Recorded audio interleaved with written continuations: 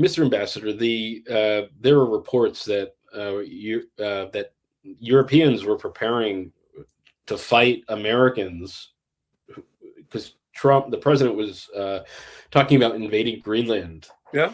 What would have happened in that situation with Canada? Well, we were with the Europeans all the way. I mean, we don't believe that.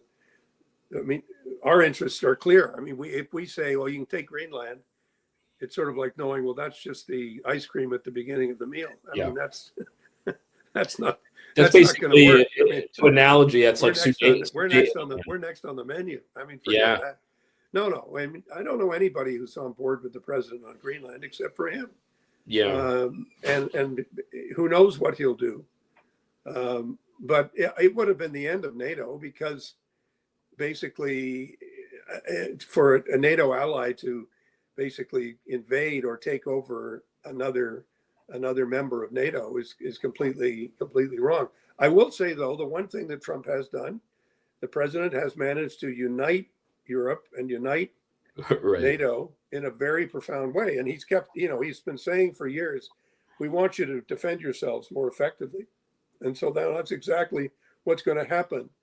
But hey, guess what? What that also means is we're not going to buy all our products from you.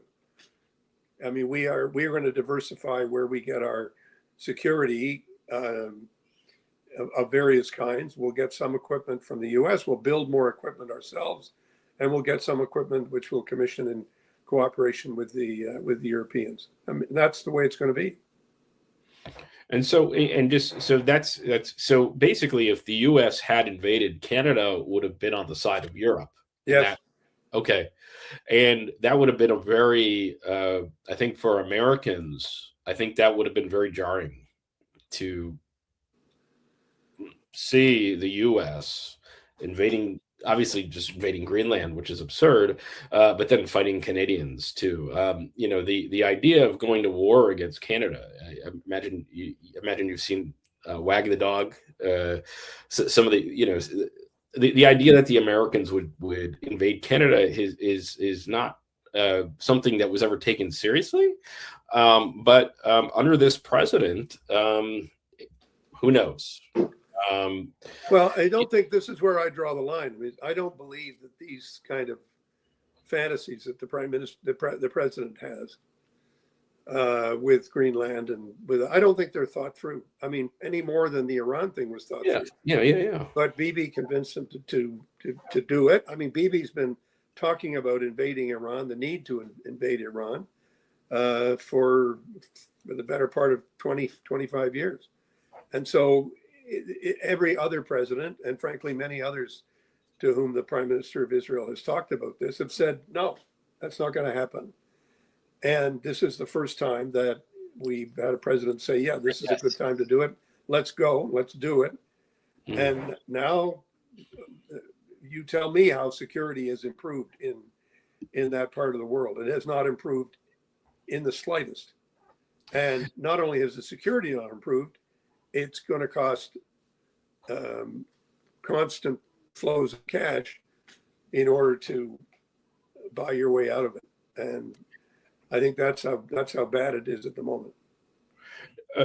Mr. Ambassador, you talked about NATO, and the U.S. is the sort of, NATO was set up with the U.S. essentially as a central guarantor. It's a defensive alliance. If, to your point, if the guarantor of the defensive alliance then goes on offense against members of that alliance, or perceived to go on offense, is NATO still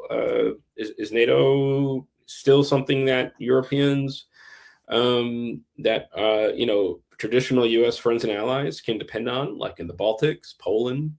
Well, we can't depend on this administration.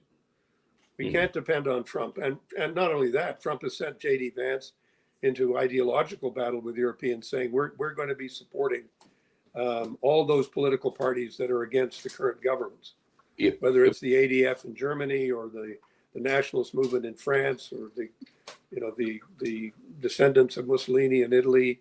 That's we're going to keep on with those folks. And you've got to say to yourself, I mean, if you're a democratically elected European leader, I mean, perhaps even you're a social democrat, and Europe has been electing social democrats since since the 1900s. So you say to yourself, if this is the way he behaves, and this is the way he thinks, and this is the way his ideologists think, where, can we rely on this government, this American government, for our security? And the answer is emphatically no. You can't rely on them any more than we can rely on them. I mean, I've tried to say this in as many ways as I can. We can no longer rely on the United States to be our partner, let alone be our friend. We can't even rely on them to be our business or our security partner. We cannot rely on them. And this is a huge, huge change. And this is a huge problem.